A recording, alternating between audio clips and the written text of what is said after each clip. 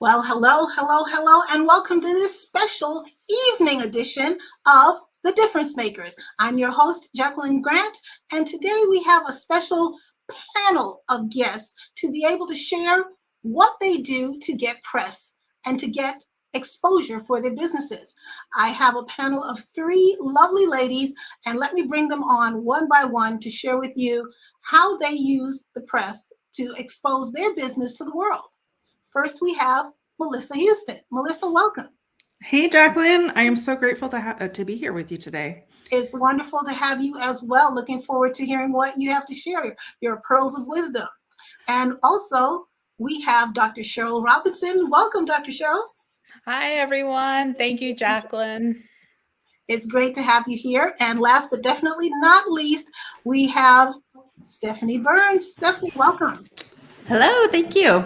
It's great to have you all here. I love doing these evening sessions and having a panel of experts because it just gives a new dynamic to our show. So you all are experts in your own rights, different areas of business, but I'm going to ask each of you to introduce yourself. Tell us a little bit about your business and what you bring to the world with your gifts, talents, and abilities. How are you making a difference? Melissa, would you start us off? Yeah, absolutely. Thank you so much. So I am a CPA. I've been a CPA for over 20 years. And what I do is I help business owners increase their profit margins so that they keep more money in their pocket and increase their net worth. So I am very much about teaching business owners how to manage the wealth in their business so that it translates to their personal wealth as well. Definitely needed in any business or anyone who is Absolutely proposing to have a business. That's one of the first things they need to consider. So thank you so much. Dr. Cheryl, would you share with us a little bit about you? Yeah, hi, everyone. I'm Dr. Cheryl Robinson, and I help organizations put together leadership workshops specifically on pivoting. I have been studying pivoting now for the past 5 years, and I have a formula and a system where I help people understand how to pivot professionally and personally. So you were doing that well before 2020. I was, yes. They stole my word. The pandemic stole the word. Great. Well, we're glad to have you here. And Stephanie, please share with us about you. Yeah, hi, I'm Stephanie Burns, and I'm the founder of the Wild Agency. We are a visibility and amplification agency helping business owners get their personal brand out into the world, getting eyeballs on their work and getting them known.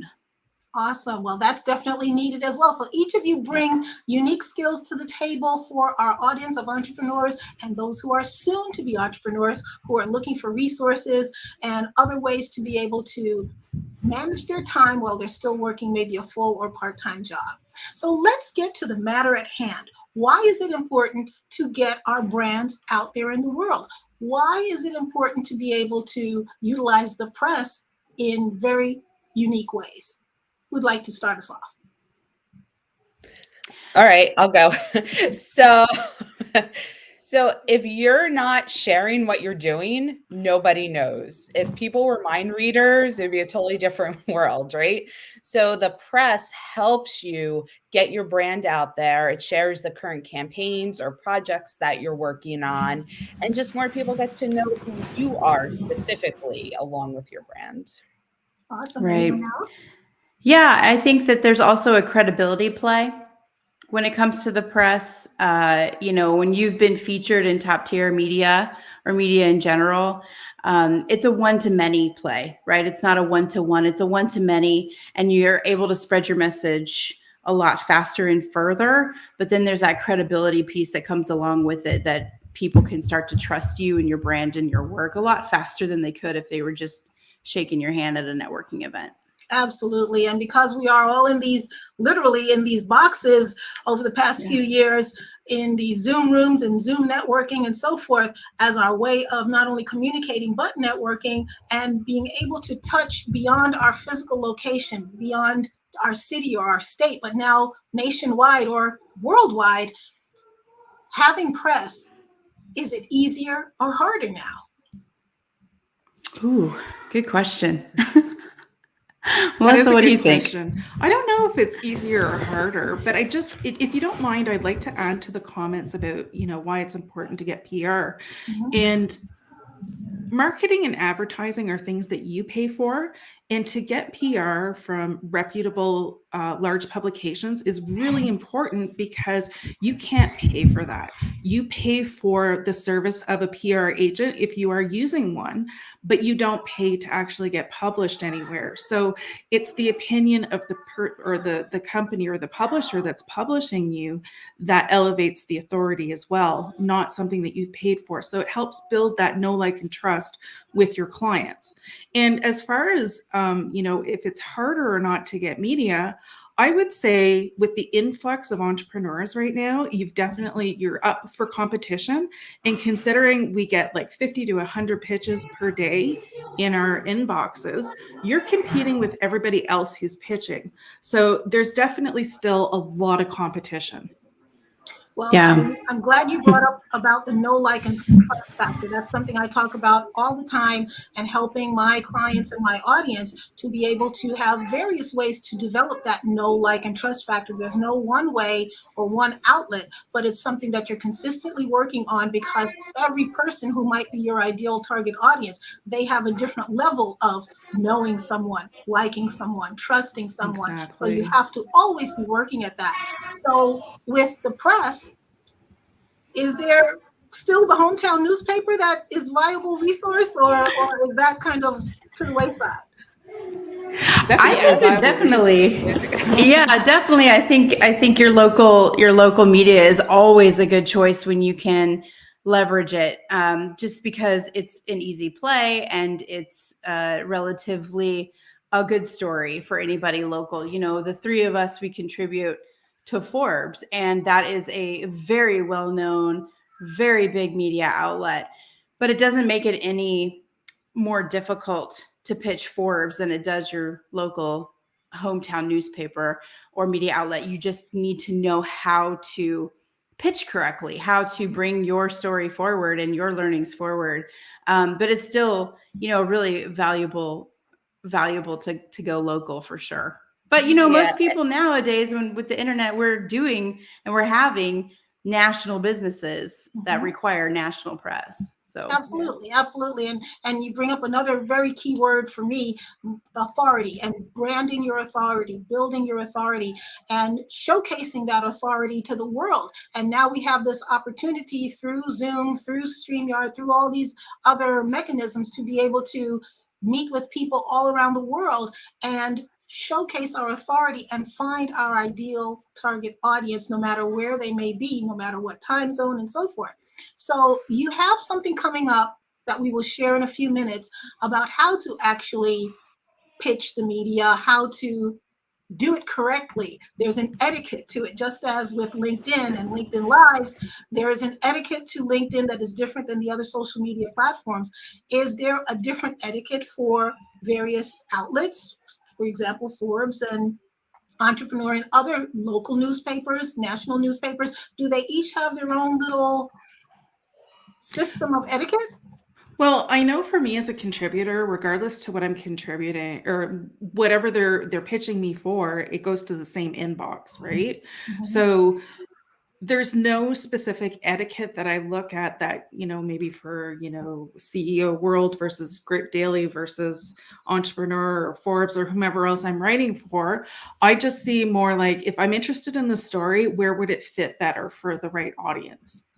So the question I have is, what is the difference between an author, a writer, a contributor, and if there are any other terms that need to be considered? Such a good question. Yeah. Go ahead. So a lot of people get this confused, and you have your full-time staff writers who are employed by the publication. They take the breaking news, they take the beat stories, the events, and then you have contributors. And contributors, you're only contracted out for a certain amount of articles per month, and it's not our full-time job. We actually have the jobs on the side, which you all heard shared in our intros. So as a full-time writer, they're more dedicated to the pieces, or they have more dedicated time to the pieces. And as contributors, we're very limited in our resources and our time to spend on the article.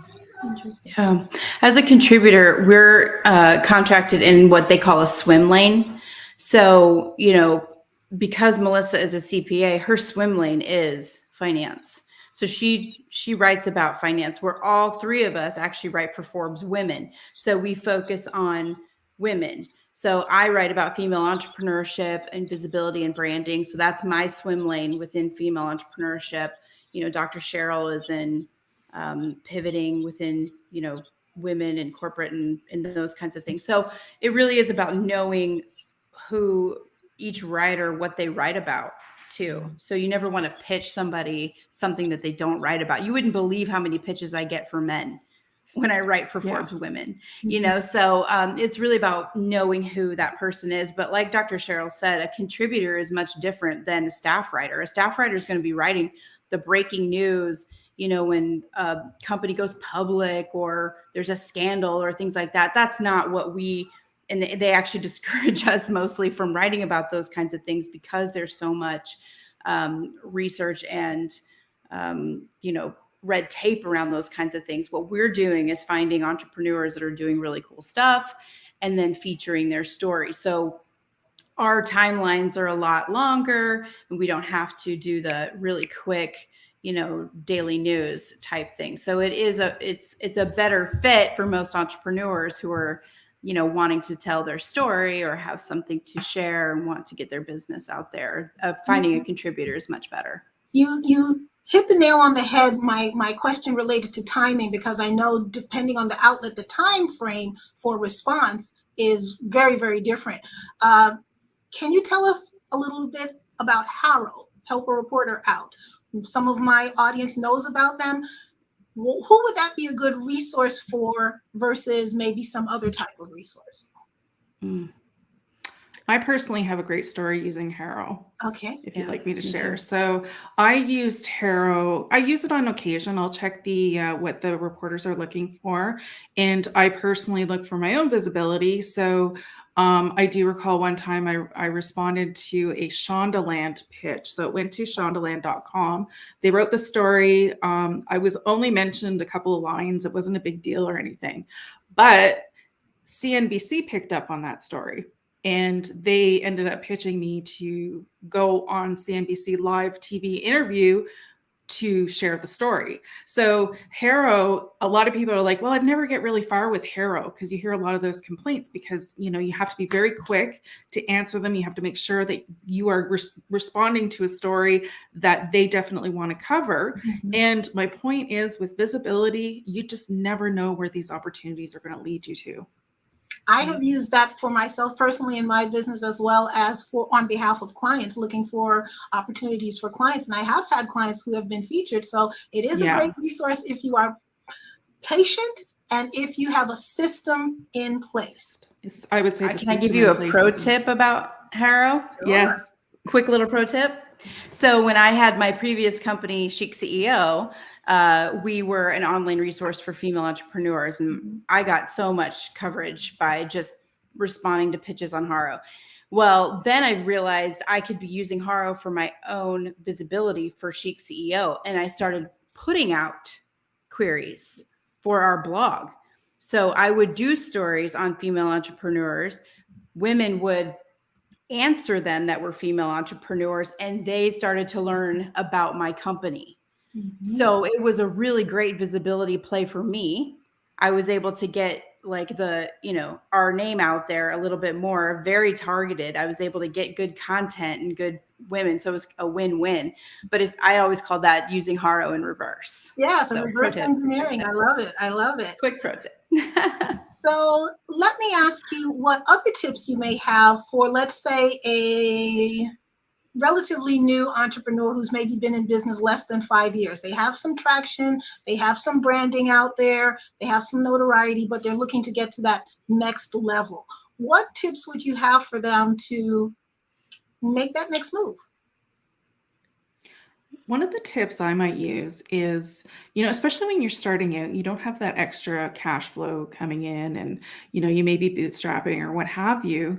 And you don't need to seek out a PR agent to get this type of visibility. If you have the time to devote to coming up with your own PR campaign, then you have just as much of a chance to get into a large publication as any PR agent would. So when you know the strategies, you know the tips and tricks, then and you're consistent and you've got the time to consistently put towards your PR campaign, it's a great way to save a lot of money. Mhm. Right. Yeah. That is a wonderful tip. Cost Yeah. savings. That's great. Anyone I would else? also say don't underestimate local press. The more local press or podcasts that you can get on helps when you pitch top tier publications, because we do the research. And if there's a lot of press on you at that local level or podcast, it shows that people are interested in your story. And then we're more apt to dig a little bit deeper and to say, okay, here's a good story, because not everyone is press ready or top tier press ready. So I would definitely make sure that you are ready and you have your story fine tuned before you talk to someone at a top tier publication, because that interview can make or break you. And ready, correct me if I'm wrong, but being ready, it goes well beyond just having your story ready, but you physically ready, your environment being ready, your backdrops being ready, your lighting being ready, all these other things that maybe an entrepreneur may not think of. What would you say about that?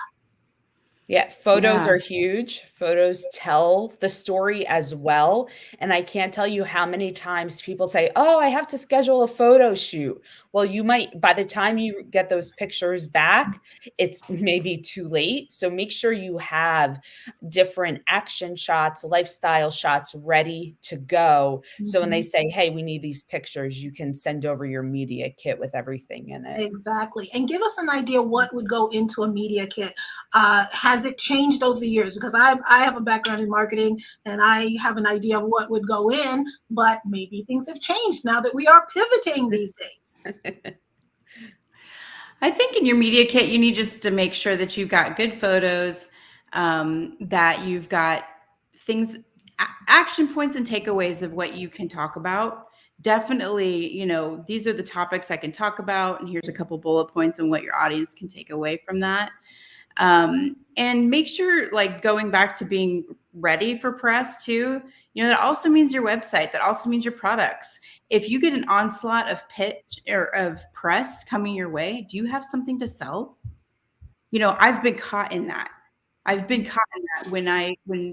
When I first started my business 10 plus years ago, I did all of my own press, like Melissa said. I just went after it. We were in Cosmo. We were in Forbes before I wrote for Forbes.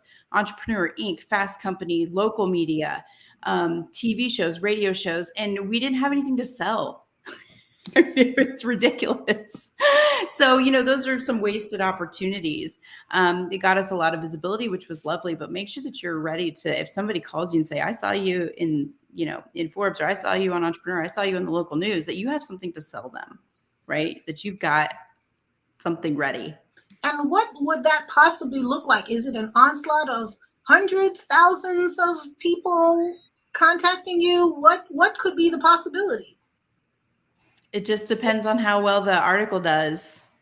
It just depends. I mean, you had 2 to say 5 top tier publications saying we want to run your story.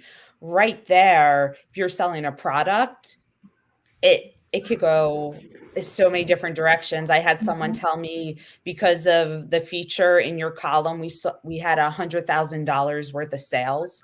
So and that was just one top tier publication that they were in. So yeah, it only takes that one. And if you're ready, it could be life-changing for your business.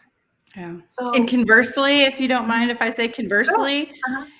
You could get nothing from it if you just let it sit there and die to its death on the page. So, we always talk, and we're going to be talking about this in our masterclass when we talk about this, but you can't just let a piece go out into the world and then do nothing at that point. So if you take the time and the action to share the pieces and, put the logos on your website and talk about it, and you really promote that you were featured, you'll see a lot more leverage come out of that piece than you would have if you were like, that's nice, and just, call it a day. So it's the effort you put in too. Absolutely. Absolutely. Thank you for that. Share with us a bit about how to actually find the right reporter, writer, contributor. How does one start with finding who those people are? Even if it's at the local level with their local TV station, how do you actually really get in contact with those people? Yes, they put their little information at the bottom, their Twitter handle or whatever they use to contact at the station, but can you really get in contact with them? Yep, you can. Yes, So you can. I get a lot of DMs through Instagram, through Twitter, LinkedIn, what have you. And a lot of the questions are, how can I pitch you? And the standard response is, I have an email. You pitch like everybody else pitches, right? And this is why we're teaching this master class series, is because we want to help you be successful in getting your pitch into the right hands and having it looked at seriously. Well, tell us more about that. Okay, so when you first, start pitching, first of all, we covered earlier, you need a story. You need a story that's going to be valuable for the reader. It's not just about you.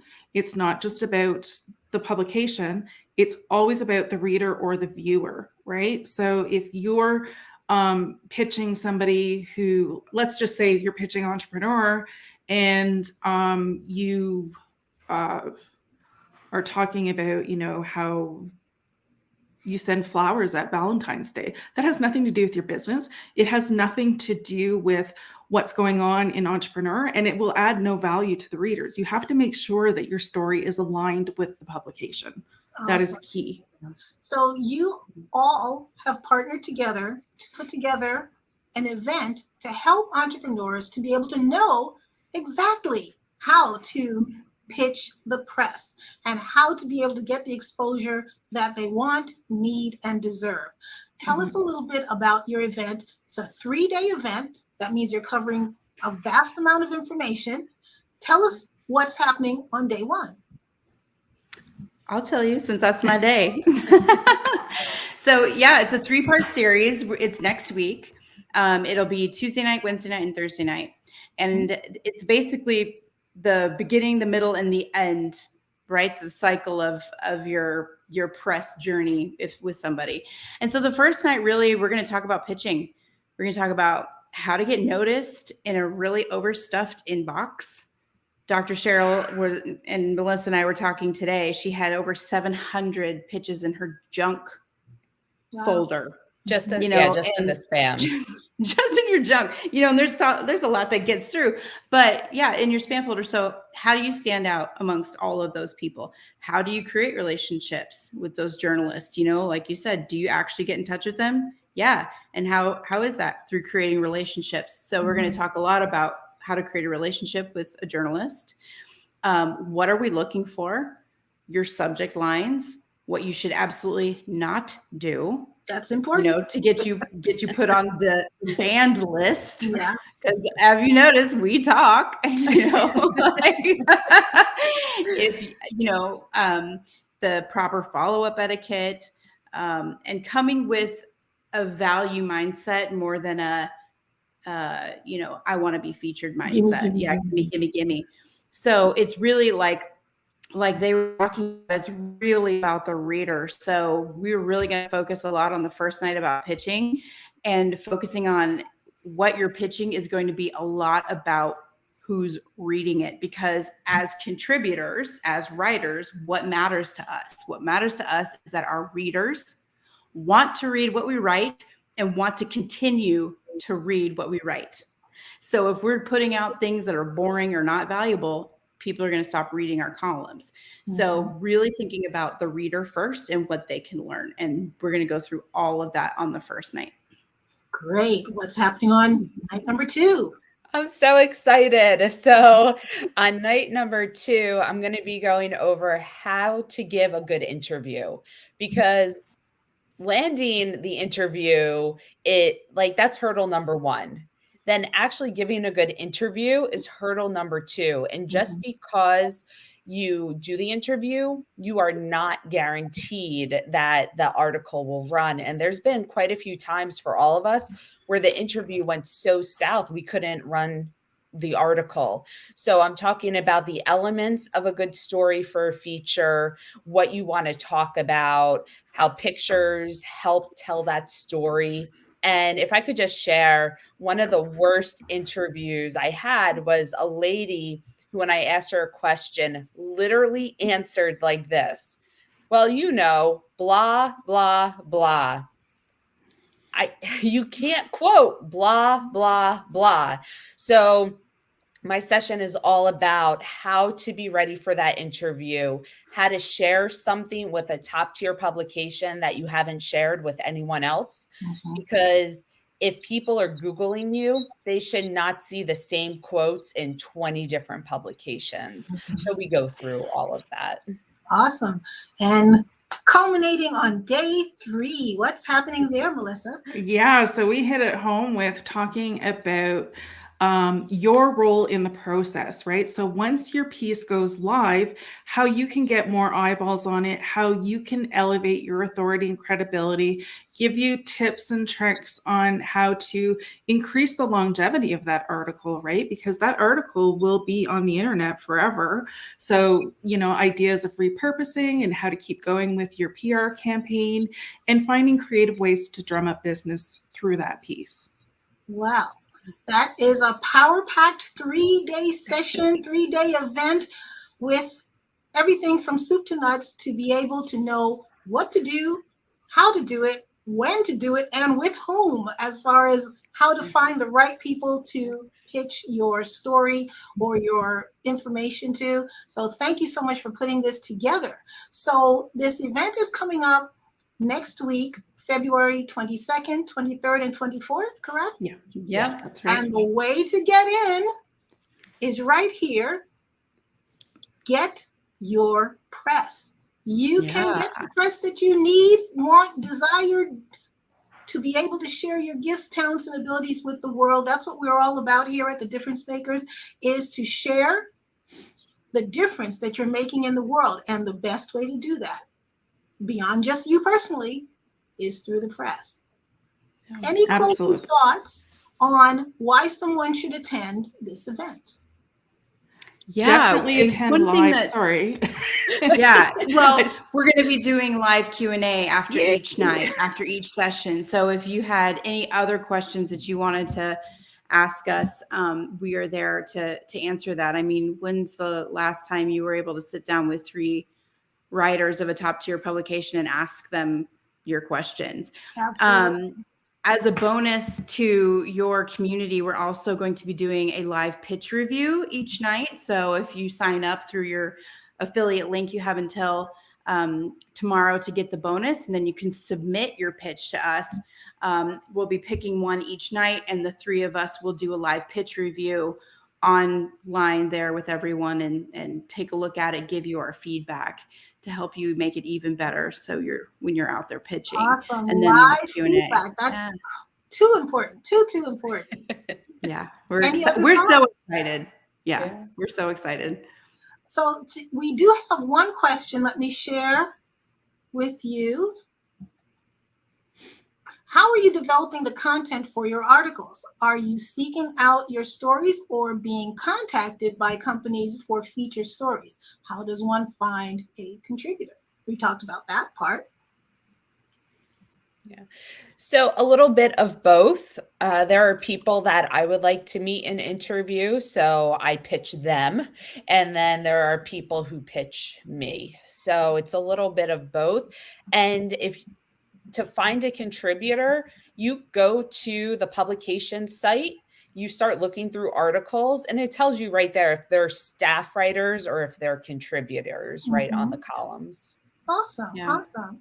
And something to remember really quickly is that you know, it's to get a feature, you do have to pitch really hard, but it's a combination of all of it. So we might see somebody doing something really cool out in the world, and just, there's many times where I've reached out to somebody and I thought to myself, you are doing something so cool, I have to talk to you.